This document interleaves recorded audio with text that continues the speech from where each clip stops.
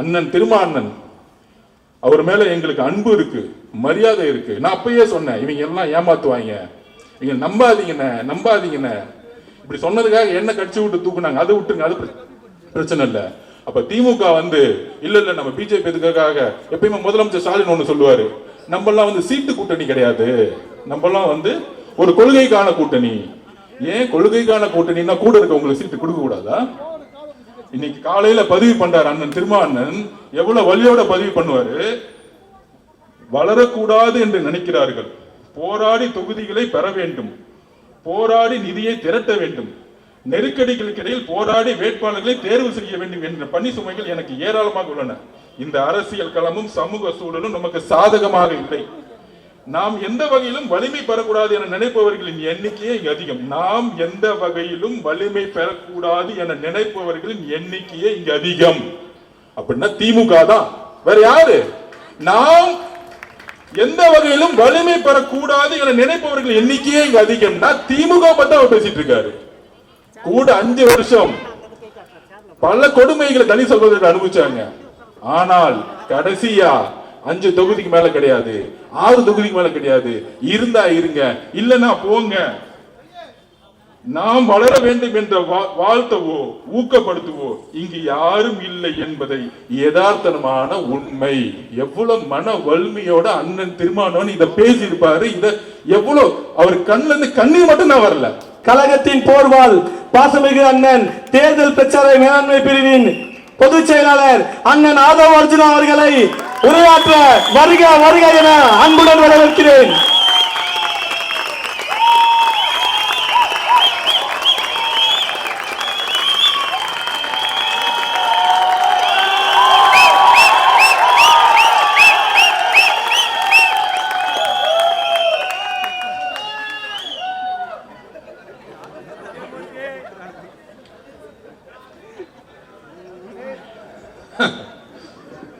தெய்வத்தாளாக நீங்க முயற்சி தன் மெய்வருத்த கூலி தரும்.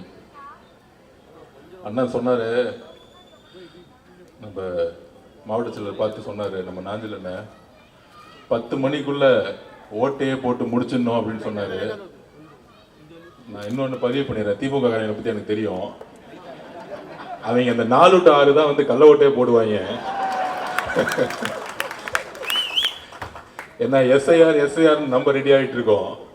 அவங்கள பொறுத்த வரைக்கும் எஸ்ஐஆர் என்ன தெரியுங்களா, ஸ்டாலின் ஐடென்டிஃபிகேஷன் ரிஜிஸ்டர் ரெடி பண்ணி வச்சிருக்காங்க. யார் யாரெல்லாம் ஊர்ல இல்ல, யார் யாரெல்லாம் செத்து போயிட்டா, இதையும் மீறி ஒரு ரிஜிஸ்ட்ரேஷன் வச்சிருக்காங்க. கரெக்டா 4 மணிக்கு வருவாங்க, உஷாரா இருங்க. 4 மணிக்கு தான் முக்கியம், 10 மணிக்கு நம்ம மக்கள் ஆட்டோமேட்டிக்கா ஓட்டு போட்டுருவாங்க.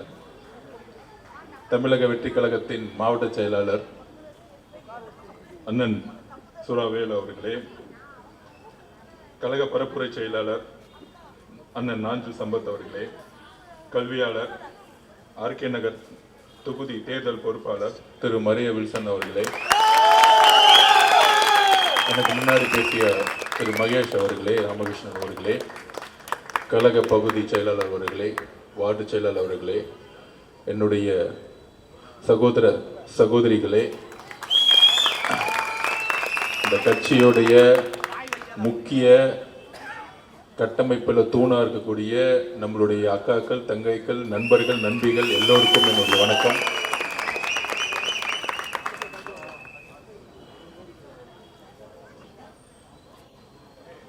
அதாவது ஆர்கே நகர்,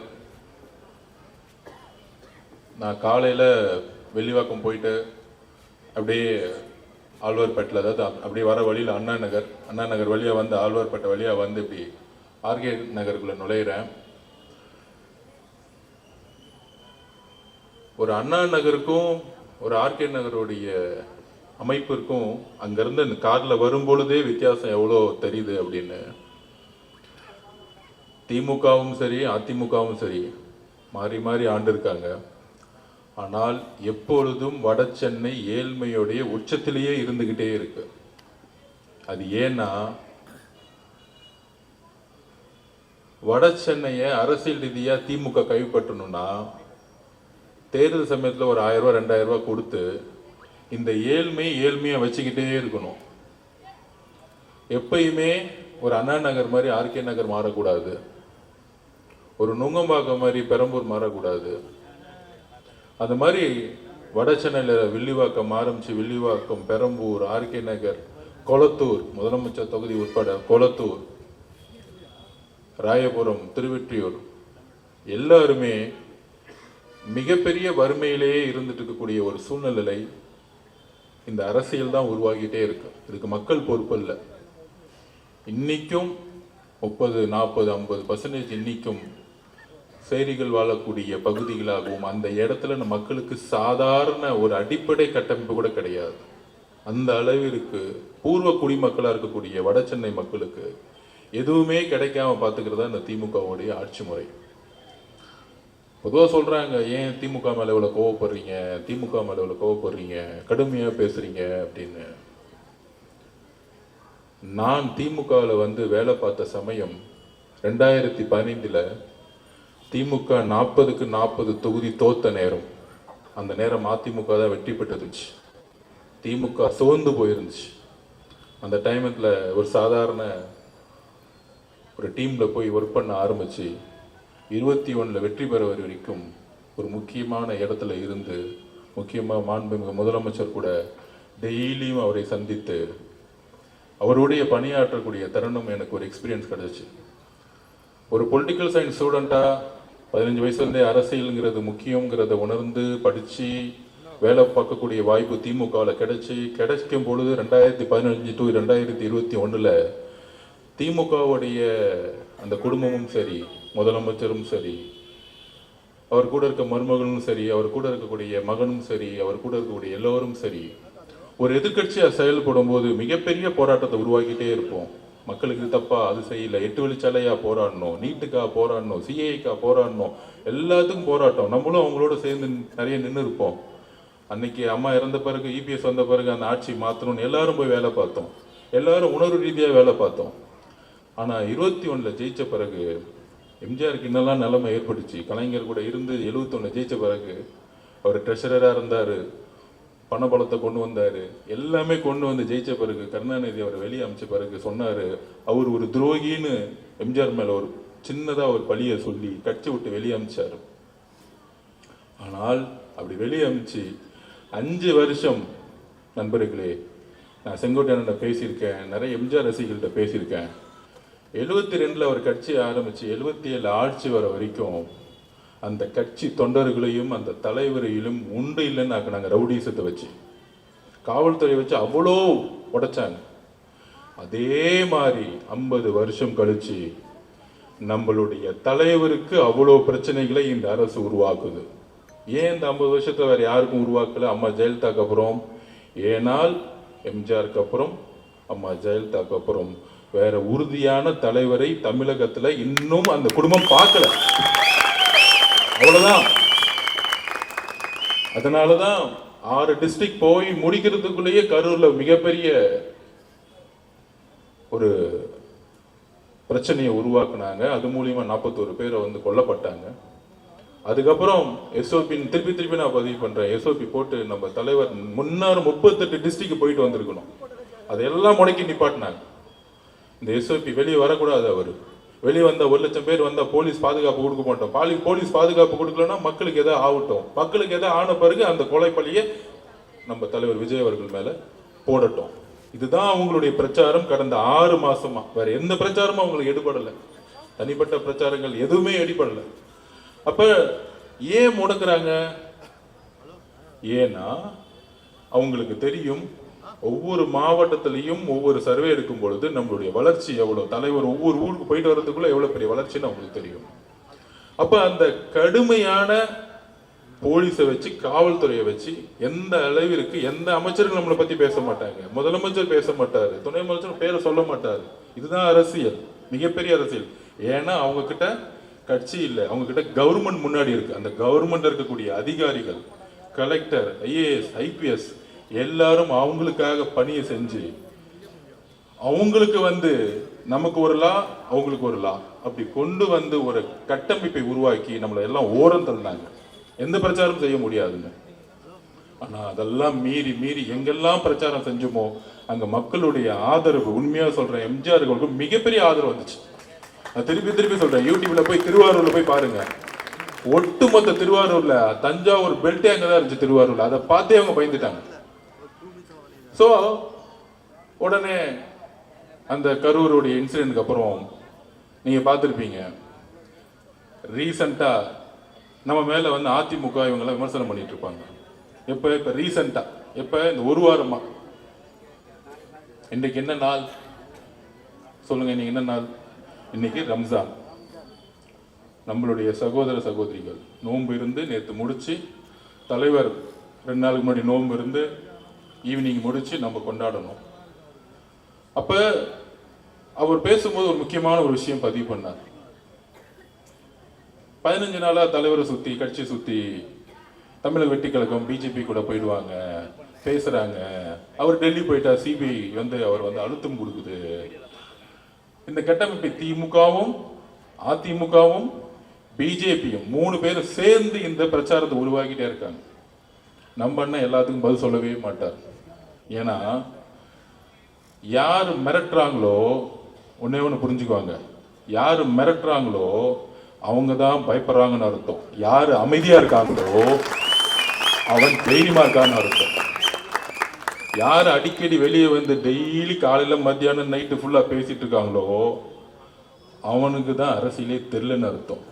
என்னைக்கு மக்களுடைய தேவைக்கு வந்து என்னுடைய கொள்கையில உறுதியா இருக்குன்னு சொன்னார் பாத்தீங்களா, கரெக்டா ரம்ஜான் அன்னைக்கு சொன்னார். நண்பர்களே, தோழர்களே, கரெக்டா இந்த முஸ்லீமுடைய ஒரு அந்த குலாவை போட்டுட்டு சொன்னாரு, மத சார்பற்ற சமூக நீதியில் நாங்கள் எப்பொழுதும் உறுதியாக இருப்போம். இந்த மெசேஜ் யாருக்கு தெரியுமா? திமுகவுக்கு ஃபர்ஸ்ட். ஏன்னா திமுக சொல்லவே சொல்லாது. ஆல்ரெடி பிஜேபி கூட 99 சேர்ந்து குஜராத் கலவரம் போது சொல்றாங்க, அன்னைக்கு இருந்த கலைஞர் கருணாநிதி, ஏன் அப்ப ஸ்டாலின் சார் அரசியல தானே இருந்தாரு, 50 வருஷமா நான் அரசியல் இருக்கேன், 50 வருஷமா அரசியல் இருக்கேன், 50 வருஷமா அரசியல் இருக்குன்னு சொல்றாருல்ல. அவங்க அப்பா கிட்ட கேக்குறாங்க, குஜராத் கலவரம் பத்தி நீங்க சொல்லுங்க.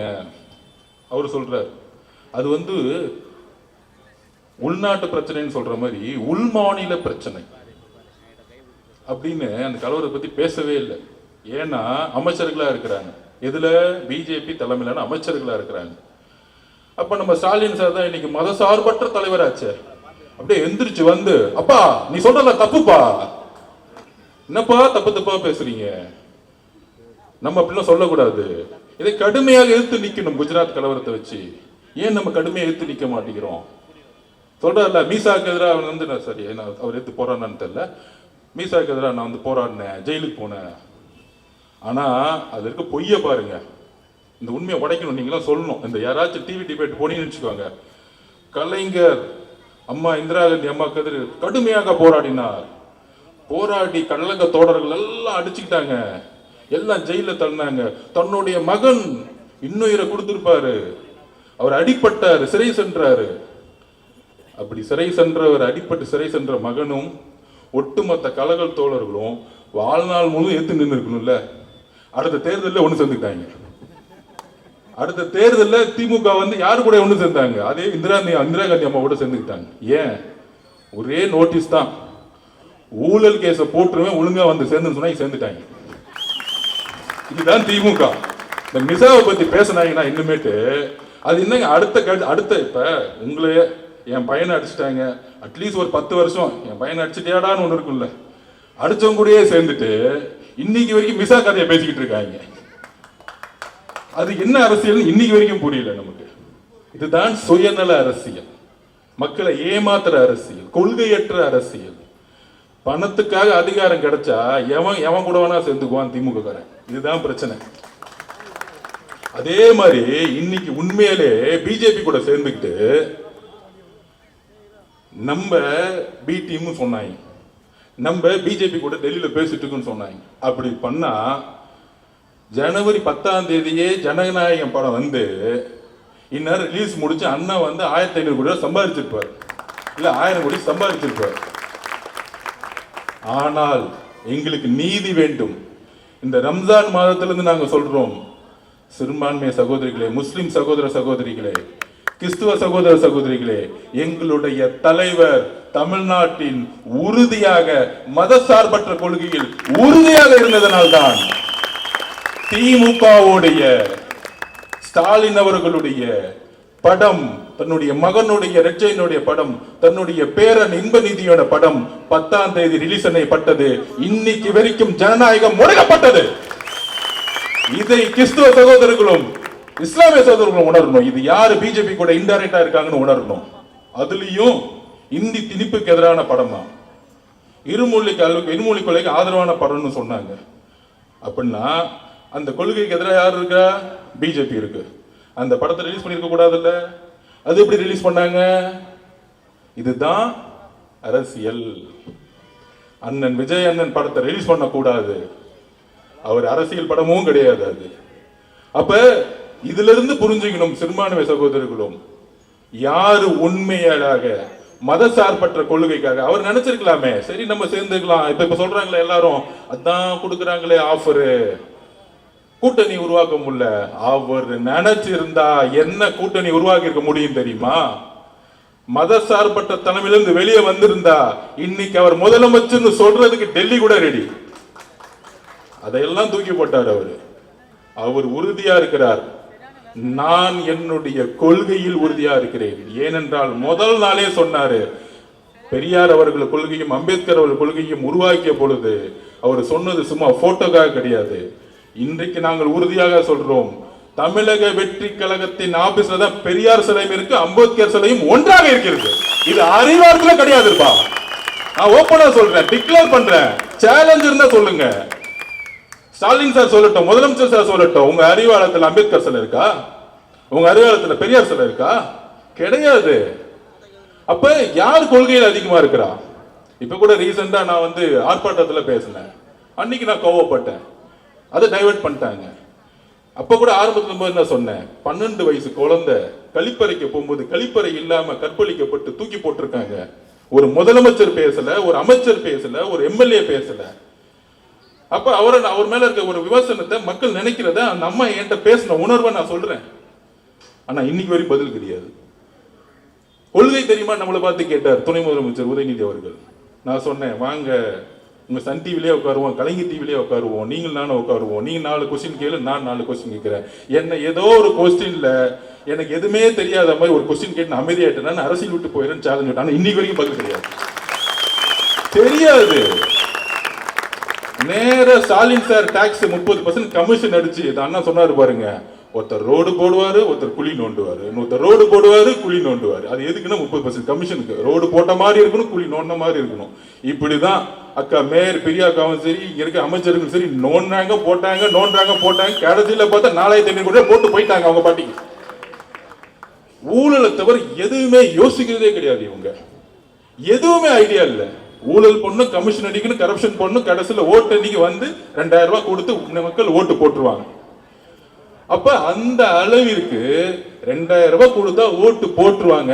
அந்த 2000 ரூபாய் கொடுக்கக்கூடிய அமைச்சர் தான் பெரிய தேர்தல் தெரிஞ்சவர்னு ஒரு மனநிலை உருவாக்கி இருக்க பாத்தீங்களா? அப்படிலாம் ஒண்ணுமே கிடையாது. நான் 21 இவங்களோட எல்லாம் ஒர்க் பண்ணிட்டு வந்தேன். ஒருத்தனுக்கு ஒண்ணுமே தெரியாது. திருப்பியும் சொல்றேன், நம்பாதீங்க. அவரு வேலு, அவரு நேரு, அவரு செந்தில் பாலாஜி. நான் உதாரணமே சொல்றேன். அவர் அண்ணா அரசியல் விட்டு போயிட்டாரு. அழகிரி என்ன இருக்கா பாருங்க, அதுக்கு மேல ஒரு ஃபார்முலா கிடையாது. திருமலா ஃபார்முலா ஓட்டு போட்டு கரெக்டா சொல்லுவாரு. 1,97,000 ஓட்டுல 1,95,000 ஓட்டு திமுக கிடைச்சிருன்னு சொன்னார். ஒரு நேரத்துல கரெக்டா கொடுத்துருப்பாரு. கடைசியில என்னாச்சு? அவர் அரசியலும் இல்ல, மக்கள் அவரை நிராகரிச்சுட்டாங்க. இந்த மாதிரி காசு மட்டுமே நம்பி பெரிய தேர்தல் தெரிஞ்சவங்கன்னு ஒரு பிம்பத்தை உருவாக்குறாங்கல்ல, கிடையவே கிடையாது. ஒரு சாமானியன் ஒரு பண்ணையாரை எதிர்த்து 67லயும் 77லயும் மாற்றத்தை உருவாக்கி சாமானியன் ஜெயிச்சாங்க. அந்த அரசியல் தான் இந்த 26 நடக்க போகுது. அதை நம்ம நம்புவோம், அதை உறுதியா நம்புங்க. இந்த பணபலம், கூட்டணி அதெல்லாம் ஒண்ணுமே கிடையாது. நம்ம மதசார்பற்ற கொள்கையில இருக்குன்னு சொன்னவன கூட்டணிக்கு நம்ம அதிமுக போலன்னு சொன்னோன்னே 2 நாள் முன்னாடி அதிமுக பிரச்சாரம் ஆரம்பிச்சுட்டாங்க.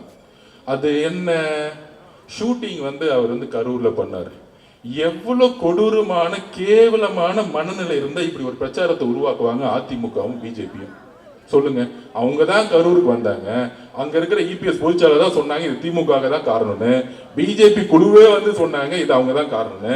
ஆனா என்னைக்கு மதசார்பற்ற சமூக நீதினு சொன்னாரோ அன்னைக்கு திமுகவும் அதிமுகவும் பிஜேபியும் 3 பேரும் சேர்ந்து எதிர்க்கக்கூடிய வலிமையான தலைவர் மாறிட்டார். முன்னாடி வெறும் திமுக மட்டும் எடுத்துட்டு இருந்தார். என்னைக்கு ரம்ஜான் மந்த்ல நம்மளுடைய சகோதர சகோதரிகளுடன் டிக்ளேர் பண்ணாரோ இன்றைக்கு உறுதியாக மன நிறைவுடன் சொல்லுகிறோம். தமிழக வெற்றி கழகத்தின் சார்பாக இஸ்லாமிய சகோதர சகோதரிகளே, நோம்போடைய உங்களுடைய சந்தோஷமான மகிழ்ச்சியோட நாள் வந்து சொல்றோம், நாங்கள் மட்டும்தான் உண்மையாக உறுதியாக உங்களுடன் எப்பொழுதும் இருப்போம். எப்பொழுதும் இல்ல, உயிர் உள்ள வரை எங்கள் மீது தாக்குதல் ஏற்பட்டாலும் எங்களுடைய எலும்புகள் உடைக்கப்பட்டாலும் மதசார்பற்ற கொள்கையிலும் சமூக நீதி கொள்கையிலும் நாங்கள் எப்பொழுதும் உறுதியாக இருப்போம் என்பதை நாங்கள் இங்க பதிவு பண்றோம். நாங்க ரமலான் மாநிலத்தில் அந்த அளவிற்கு எங்களுக்கு நீதி வேண்டும். எங்கள் மேலுதான் எல்லா பிரஷரும் எல்லா அடியும் விழுவுது. திமுக காரன் போலீஸ் வச்சு அடிக்கிறாங்க. டெல்லியில இருந்து படத்தை ரிலீஸ் பண்ண கூடாது அடிக்கிறாங்க. அதிமுக இபிஎஸ் காலத்துல இருந்து கடுமையான பிரச்சாரத்தை உருவாக்குறாங்க. ஆனால் இதையெல்லாம் அமைதியாக தன்னுடைய பிரச்சாரம் மூலமாகவும் மக்களுடைய ஆதரவு எங்கிருந்து உருவாகுதுன்னா நம்ம தலைவர்கிட்ட ஒண்ணு இருக்கு. அது என்ன தெரியுமா? உண்மை, நேர்மை, இன்னொன்னு துணிவு. இந்த 3ம் தான் நம்ம கிட்ட ஸ்ட்ராங்கா இருக்கு. சோ அதை நாம் நம்புவோம். போதும் இது யார் எந்த கட்சிக்கிட்டையும் கிடையாது. திருப்பி சொல்றேன், எந்த கட்சிக்கிட்டையும் கிடையாது.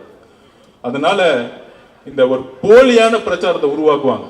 என்ன பிரச்சாரம்? இப்ப சொன்னாங்களே பாருங்க, கரூர்ல அவர் ஷூட்டிங் நடத்தினாரா? நான் ஷூட்டிங் போனேன், மகாபலிபுரம் பக்கத்துல ஒரு 150 ஏக்கர்ல பண்ணிட்டு இருந்தாங்க. அவர் கிளம்பி வாங்கன்னு சொன்னா 10 நிமிஷத்துல 50,000 பேர் வந்து நிப்பாங்க. 10 நிமிஷத்துல 50,000 பேர் நிப்பாங்களா? நிப்பாங்க மாட்டாங்களா? அப்ப கரூர்ல பிரச்சாரம் பண்ற இடத்துல ஷூட்டிங் எடுத்தான்னு ஒரு பொய்யான தகவலை பரப்பி நம்மளுடைய உறவுகளை இழந்து 41 உலகில் இருந்து இன்றைக்கும் வருத்தத்துல இருக்கும். அவங்களை அசிங்கப்படுத்தக்கூடிய செயலை இந்த அரசியல் செஞ்சுக்கிட்டு இருக்கு. அதை நாங்கள் தூக்கி எறிவோம். மக்களே தூக்கி எறிவாங்க. அதை யார் உருவாக்குனதும் தெரியும். அதுக்குதான் போயிட்டு வந்தார் செந்தில் பாலாஜி என்குறிக்கு. உண்மைகள் தெரியும். நாளைக்கு ஒரு நாள் எல்லா உண்மைகளும் தெரியும். கரெக்டான நீதிமன்றமும் கரெக்டான ஒரு ஆபீசரும் வருவாங்க, வராமல இருக்க மாட்டாங்க. உண்மை எப்பொழுதும் ஜெயிக்கும். அதை நாங்க நம்புறோம். எப்பயுமே நாங்கள் உண்மையை பக்கம் நிக்கிறோம். அந்த உண்மை எப்பொழுதும் ஜெயிக்கும். அண்ணாக்கு அப்புறம் கலைஞர் உருவானார். அது எம்ஜிஆர் கூட இருந்தார். கலைஞர் தவறு செய்யும் பொழுது, கலைஞர் குடும்ப ஆட்சி ஏற்படும் பொழுது, கலைஞர் ஊழல் செய்யும் பொழுது, கலைஞர் கொடுமையான ஆட்சி செய்யும் பொழுது, கலைஞர் ஜனநாயகத்துக்கு எதிரான ஆட்சி செய்யும் பொழுது எம்ஜிஆர் உருவானார். எம்ஜிஆர் ஜெயிக்க முடியுமான்னு கேட்கும் பொழுது காலமும் நேரமும் இயற்கையும் மக்கள் ஒரு தலைவனை உருவாக்குவார்கள். ஆனா அவர்கிட்ட உண்மை இருக்கணும். அப்படிதான் எம்ஜிஆர் உருவாக்குனாங்க. உடனே எம்ஜிஆர் போயிட்டாரு. எம்ஜிஆர் போயினோடனே உங்களுக்கு எல்லாம் தெரியும், ஐயோ அவ்வளவுதான், அதிமுக முடிஞ்சிச்சு, தமிழ்நாட்டில் இனிமேல் இந்த குடும்பம் மட்டும்தான், கலைஞர் தான் எல்லாம் அப்படின்னு வீர் நில போட்டாங்க எல்லாரும். அந்த அம்மா கடுமையா உடல் மொழியிலையும் அசிங்கசியமா பேசினாங்க. நீங்க எல்லாம் பார்த்திருப்பீங்க, பெண்களுக்கு தெரியும். அசிங்கசியமா இவன் கூட இருந்தாங்க, அவன் கூட இருந்தாங்க, உருவம் எப்படி சாலையை பிடிச்சி இழுத்தாங்க, அடிச்சாங்க, சட்டத்தை போனா. ஆனால் மக்கள் ஒரு வலுவான தலைவரை உருவாக்குனாங்க இந்த குடும்பத்துக்கு எதிராக. அதுதான் அம்மா. அந்த அம்மா தான் ஐக்கிய நகர நின்று வெற்றி பெற்றாங்க. அந்த அம்மாவை ஜெயிக்க வச்ச மண் இது. அதான் சொன்ன இந்த மண்ணு. அப்புறம் அந்த அம்மா இறந்துட்டாங்க. இறந்த பிறகு ஐயா இபிஎஸ் அவர்கள் வந்தாரு. கடந்த எல்லா தேர்தலையும் தோல்வி. ஏன் தோல்வி? மக்களால் உருவாக்கப்பட்ட தலைவர் அவர் கிடையாது. மக்களால் தேர்ந்தெடுக்கப்பட்ட தலைவர் அவர் கிடையாது. அம்மா சசிகலா அம்மா அவர் அப்பாயின்மெண்ட் பண்ணாங்க. கடைசியில் சசிகலா அம்மா யாருனே தெரியாதுன்னு சொல்லிட்டாரு. அப்புறம் எப்படி மக்கள் நம்புவாங்க? அப்ப மக்கள் நிராகரிச்சுட்டாங்க. அந்த இரட்டையில சிம்பிளுக்காக இன்னைக்கு ஒரு 17-18% ஓட்டு இருக்கு. அவ்வளவுதான் இன்னைக்கு அதிமுக. நம்ம லேட்டஸ்டா எடுத்த சர்வேல திமுகவோட நம்ம 2% அதிகமா இருக்கும் இன்னைக்கு. இதுதான் உண்மை. அதான் பயம் அவங்களுக்கு. அதிமுக 3வது இடத்துக்கு போயிருச்சு. அதனாலதான் விமர்சனம் தலைவர் விஜய் மேல பயங்கரமா. யாரு? 3 பேர் ஒண்ணு சேர்ந்துட்டாங்க. திமுக, அதிமுக, பிஜேபி. இப்ப 3 பேரும் ஒன்று சேர்ந்து ஒருத்தர் எதுக்குறாங்க. அந்த 3 பேர் யாரு தெரியுங்களா? அந்த 3 பேர் கூட எத்தனை கூட்டணி இருக்கு? இது தமிழக வரலாற்றிலே நடந்ததில்லை. ஐயா எம்ஜிஆர் அவர்கள் கூட கம்யூனிஸ்ட் இருந்தாங்க, டெல்லி கூட நீ சப்போர்ட் பண்ணுச்சு இன்டைரக்டா. ஆனால் இன்னைக்கு ஒரு ஆள், ஒரு கட்சி, ஒரு சாமானிய கட்சி, இளைஞர்கள் ஒட்டுமொத்தமா நிக்கிறாங்க. யார் எதிர்த்து? திமுக கூட 26 கட்சி கூட்டணி. ஸ்டாலின் சார் பதறார். நேத்து ஏதோ ஒரு அம்மா திடீர்னு வந்து கட்சிக்கு வந்து திடீர்னு போச்சு. பார்த்தா திடீர்னு அந்த அம்மாவை கூப்பிட்டு பக்கத்துல நிக்க வச்சு சால்வை போட்டுட்டு இருக்காரு. எவ்வளவு பயம் பாருங்க ஸ்டாலின் சாருக்கு. யார் யாரெல்லாம் திட்டுறாங்களோ முதலமைச்சரை பர்சனலா பாக்குறாரு நம்ம தலைவரை. அப்ப அவருக்கு எவ்வளவு பயம். ஒரு பயம் இருந்தா இந்த மாதிரி தான் செய்வாங்களா? ஒரு முதலமைச்சர் ஸ்டேச்சர் இருக்காங்க, ஒரு யூடியூப்ல பேசுறவங்களை கூட்டிட்டு போய் ஒரு சால்வையா போட்டு வாங்க வாங்க வாங்க வாங்க விஜய் சாரை திட்டீங்களா? அப்ப திமுக நீங்க திமுக இடம் இப்ப திமுக சேரணும்னா ஒன்னே ஒண்ணுதான். நம்ம அண்ணன் விஜய் நீங்க திட்டுனீங்கன்னா ஒரு 10 லட்சம் ரூபாய் கொடுத்து வாங்கன்னு சால்வை போட்டு கூட்டிட்டு போயிடுவாங்க. அவ்வளவு ஒரு கேவலமா கட்சியை மாறிடுச்சு திமுக இன்னைக்கு. அண்ணா எப்படி எல்லாம் உருவாக்குனார்? கடமை, கண்ணியம், கட்டிப்பாடு, சமூக நீதி, இருமொழிகள், இதெல்லாம் எனக்கு உண்மை தெரியாது. நீ திமுக பத்தி சமூக நீதினா என்னன்னு தெரியுமா? சமூக நீதியா? சமூக நீதிலாம் தெரியாது. கான்ட்ராக்டர், கமிஷன், உனக்கு எவ்வளவு வரும் எனக்கு எவ்வளவு சொல்லுன்னு சொல்லிட்டு போயிட்டே இருக்கான். இதை தவிர ஒண்ணுமே தெரியாது. நம்ம சம்பத்தன்ன பேசுற மொழியில இன்னும் புரியாது அவங்களுக்கு. நம்மளை பார்த்து கொள்கைக்கிறான். நான் கொள்கை இல்லைன்னா வாங்க உங்க பையன் முதல்ல உங்களுடைய உதயநிதி அனுப்பு, கலைஞர் டிவிக்கே நான் வரேன், ஒண்ணுமே பிரச்சனை இல்லை, லைவ் வைங்க போதும், நான் பேசுவோம், 2 பேரும் உட்காந்து பேசுவோம். வரமாட்டாரு. அவருக்கு சா மூ கான்னு சொல்றதுக்குள்ள ஒண்ணும் புரியாது அவருக்கு, என்னன்னே தெரியாது. அவரு கூட இருந்திருக்கோம்ல தெரியும். பாம்பின் கால் பாம்படியும். நம்ம பாம்பு இல்ல, ஆனா இந்த கூட இருக்கும்போது தெரியும் என்ன பண்ணுவாங்க. அப்ப இன்னைக்கு இருக்க என்ன சூழ்நிலையில இருக்கிறோம்? நம்மளை பார்த்த உடனே நம்மள வந்து மைண்ட் எல்லாம் இது பண்றாங்களாம். அது என்ன திமுக 26 கட்சிப்பா, என்னப்பா தனியா வந்து திமுக? அதுதான் நான் அன்னைக்கே சொன்னேன். அந்த பிகிலு படத்துல ராயப்பன் கேரக்டர்ல அப்படி போகும்போது அண்ணா தனியா வந்து மாட்டிக்கிட்டாருண்ணே தொக்கா அப்படின்னு. தனியா வர்றதே உங்களை போட்டு அடிக்கிறதுக்கு தான்டா. அதே சீன் தான் வர 26 தேர்தல். நீ 26 பக்கம் போய் ஒன்னா நில்லு. அந்த 26 கட்சி கூட்டணி எப்படி நம்ம சொல்லணும்ல இன்னைக்கு. அதுல நம்ம யாருமே வந்து குறைஞ்சு சொல்ல. அதுல இன்னைக்கு 26 கட்சி கூட்டணி எப்படி இருக்குன்னு பாத்துக்குவாங்க. திராவிட இயக்கத்தின் தமிழ் தேசியத்தின் போர்வால் அண்ணன் வைகோ அவர்கள் 4 சீட்டு. திமுக எந்த அளவிற்கு தலைவர்களை அசிங்கப்படுத்தி ஏமாத்தி துரோகம் பண்றான்னு பாருங்க. 5 வருஷம் ஒன்னா இருந்துட்டு கரெக்டா நாமினேஷன் பண்றது ஒரு வாரத்துக்கு முன்னாடி கூட்டணியை கூப்பிட்டு பேசி 4 சீட்டா, அதுல 3 சீட்டு உதயசூரியனா, 1 சீட்டு மதிமுக சிம்பிளாம். இது என்னடா குழப்பமான ஒரு கூட்டணி. ஒரு படத்துல சொல்லுவாங்களே 40+30 இல்ல 42+28 இந்த மாதிரி. அது என்னடா 1 சீட்டு மதிமுக 3 சீட்டு திமுக. அப்ப அந்த கட்சிக்கு வந்து சுய ஒரு இதுவே இருக்க கூடாதா? அவங்களுக்கு செல்ஃப் ரெஸ்பெக்ட் இருக்க கூடாதா? ஐயா மதிமுக தலைவர் எவ்வளவு பெரிய தமிழ் தேசியத்துக்காகவும் திராவிட இயக்கத்துக்காகவும் பேசினாரு. அந்த கட்சி இன்னைக்கு எப்படி ஆகி இந்த திமுக கூட சேர்ந்ததுனால தன்னுடைய கட்சியோடைய சுய கௌரவத்தையும் இழந்து இன்னைக்கு எதுவுமே இல்லாம போயிடுச்சு. 3 சிம்பிள் கொடுத்தா என்ன ஆகும்? மதிமுக 3 சிம்பிள் வாங்கினா அவன் திமுக காரன். ஒரே ஒரு சீட்டு கொடுத்திருக்காங்க. அப்ப அந்த மதிமுக கட்சி ஒழிச்சுட்டாங்க. கம்யூனிஸ்ட் தோழர் கடுமையா இவங்களுக்காக போராடினாங்க. இவங்க என்னென்ன பிரச்சனை பண்ண கூடியே நின்னாங்க. 6 தொகுதியில் 5 தொகுதி கொடுத்துட்டாங்க. இருந்தா ஏரியில போனா போ. எப்படி அப்ப கூட இருக்கக்கூடிய தோழர்கள் கூட இருப்பாங்க, 4 தலைவர்கள் கூட இருப்பாங்க, கீழே இருக்க ஒருத்தருக்கு எல்லாம் நம்ம பக்கம் வந்துட்டாங்க. அதுதான் திருப்பி சொல்றேன். அப்பையில இருந்து திமுக கூடிய கூட்டணி கட்சி தலைவர்கள் மட்டும் தான் இருக்காங்க. தொண்டர்கள் எல்லாம் டிவிக்கு பக்கம் வந்துட்டாங்க. அப்புறம் மார்க்சிஸ்ட் போராடுவாங்க தொழிலாளர்களுக்காக. இன்னைக்கு வரைக்கும் சீட் வந்து கதறாங்க, கெஞ்சுறாங்க. இருந்தா இரு, கிளம்புனா கிளம்பு. என்ன உளவியல்? ஏன்னா பணபலம் இருக்கு அவன்கிட்ட, கொள்ள அடிச்சு பணத்தை வச்சிருக்கான். அப்ப இந்த பணத்தை வச்சு நாங்க யாரு? நாங்க இல்லைன்னா பிஜேபி எதுக்க முடியாது. இந்த பிஜேபிங்கிற அழுத்தத்துக்காக திமுக கூட்டணி கட்சிகள் தன்னுடைய சுய கௌரவத்தை இழந்து, தன்னுடைய தொண்டர்களுடைய ஆதரவும் இழந்து கட்சியும் இன்னைக்கு காணா போயிடுச்சு. அதுல ஒரு எக்ஸாம்பிளே சொல்லிடுறேன். அண்ணா ஜவஹர்லால் அண்ணா நல்ல தலைவர், முஸ்லிம் தோழர்களை கடுமையா வந்து பணி செஞ்சவர். இன்னைக்கு அந்த கட்சிக்கு எம்எல்ஏவே கிடையாது. அந்த கட்சிக்கு என்ன சிம்பிள் கொடுக்குறாங்க? உதயசூரியன் சிம்பிள் கொடுக்குறாங்க. ஒரு சமூக நீதி அரசுன்னு சொல்றாரு முதலமைச்சர் ஸ்டாலின் அவர்கள். சொந்த கட்சிக்கு ஒருத்த கட்சி ஆரம்பிச்சாங்கன்னா அவங்க சிம்பிளை நிக்க வச்சு ஜெயிக்க வைக்கிறதான கூட்டணி. அந்த கட்சி அப்படி அபகரிக்கிறது என்னது? பிஜேபியோட ஸ்டாண்ட் தான் திமுகவோட ஸ்டாண்டும். ஒருத்தரோட கட்சி அபகரிக்கிறது தான். இப்படிதான் மதிமுக அபகரிச்சுட்டாங்க. அடுத்தது நம்மளுடைய ஜவஹர்லால் கட்சியே இல்ல. அப்புறம் முஸ்லீம் லீக் கட்சி 2020 3 சீட்டு கொடுத்தாங்க, ஒரு சீட்டு கூட ஜெயிக்கல முஸ்லீம் லீக். ஏன் தெரியுமா? திமுக தோக்கடிக்க வச்சுட்டாங்க. அவங்களுக்கு முஸ்லிம் சகோதரர்களும் கிறிஸ்துவ சகோதரர்களும் தலித் சகோதரர்களும் அதிகாரத்துக்கு வரத்துக்கு திமுக விருப்பமே எப்பவுமே கிடையாது.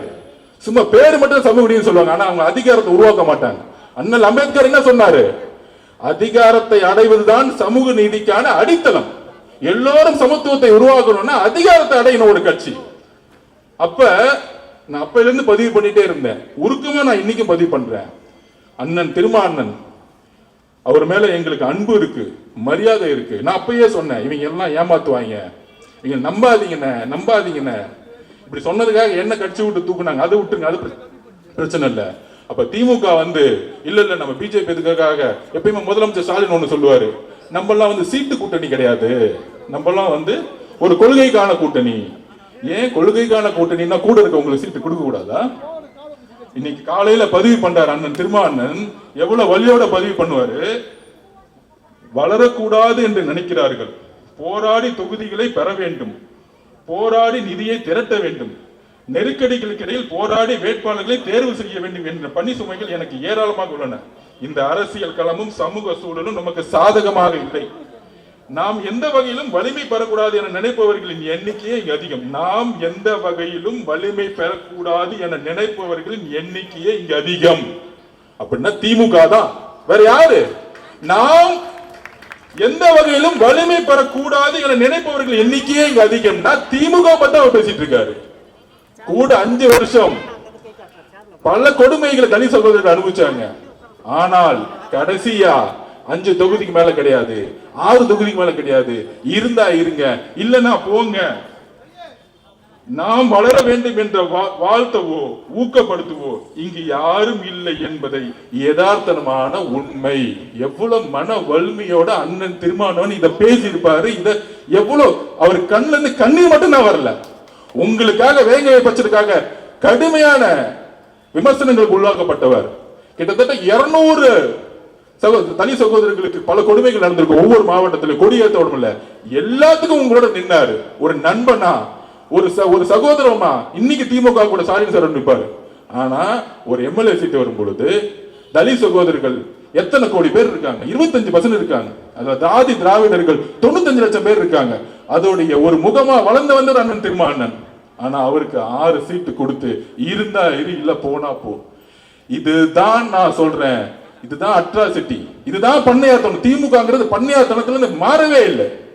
ஸ்டாலின் அண்ணா வந்தாருன்னா மாறுவார் நினைச்சோம், மாறல. 2011 அவங்க அப்பா கலைஞர் 10 தொகுதி விசிகே கொடுத்தாங்க. இன்னைக்கு 5 தொகுதிக்கு மேல கொடுக்க கூடாது, 6 தொகுதிக்கு மேல கொடுக்க கூடாதுன்னு சொல்றாங்கன்னா இவங்களுடைய பிரச்சனை என்னன்னு தெரிஞ்சா பண்ணையார்த்தனம். அவர் சொன்ன வார்த்தைகள் திருப்பி திருப்பி பதிவு பண்றேன்.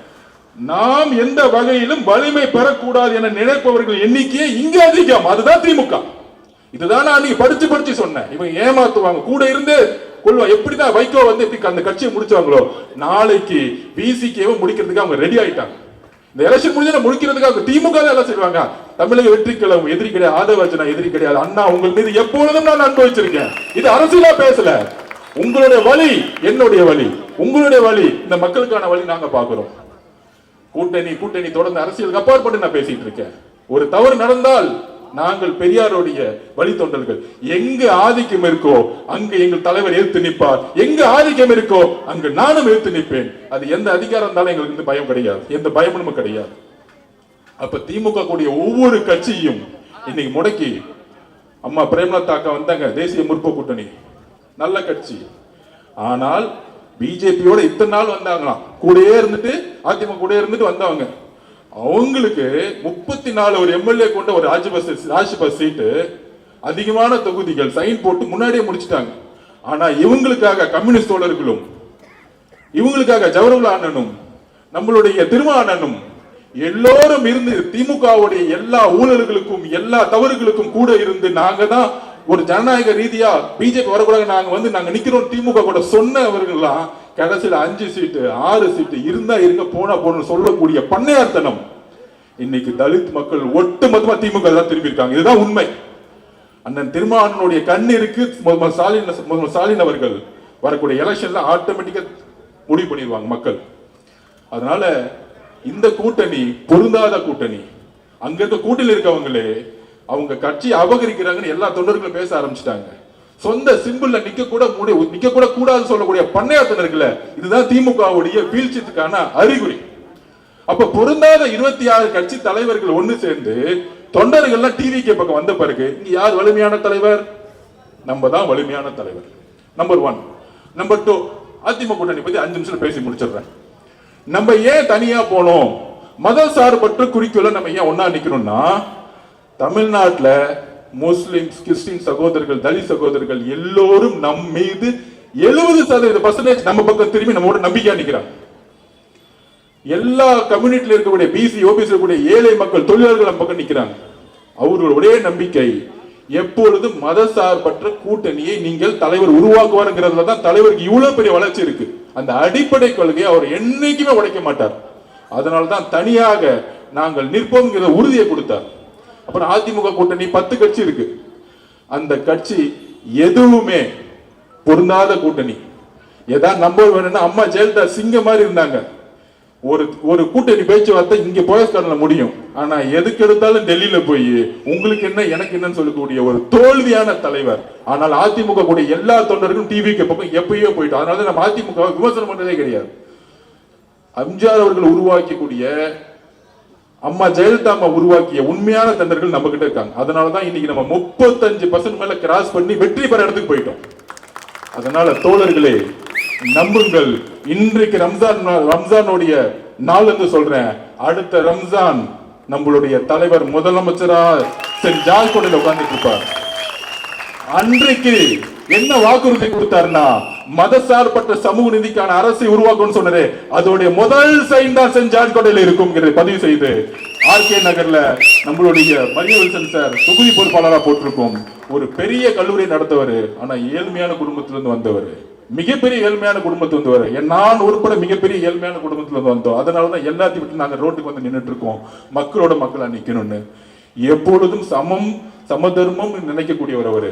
நம்ம சூறாவளி எல்லாரும் சேர்ந்து இந்த ஆர்கே நகர் தொகுதி வெற்றி பெற்று 140 தொகுதியை தமிழக வெற்றி கழகத்துக்கு மட்டுமே ஜெயிக்குங்கிற ஒரு உறுதியை கொடுத்து இது ஆர்கே நகர் ஆர்கே சொல்லி விடைபெறுகிறேன். நன்றி, வணக்கம்.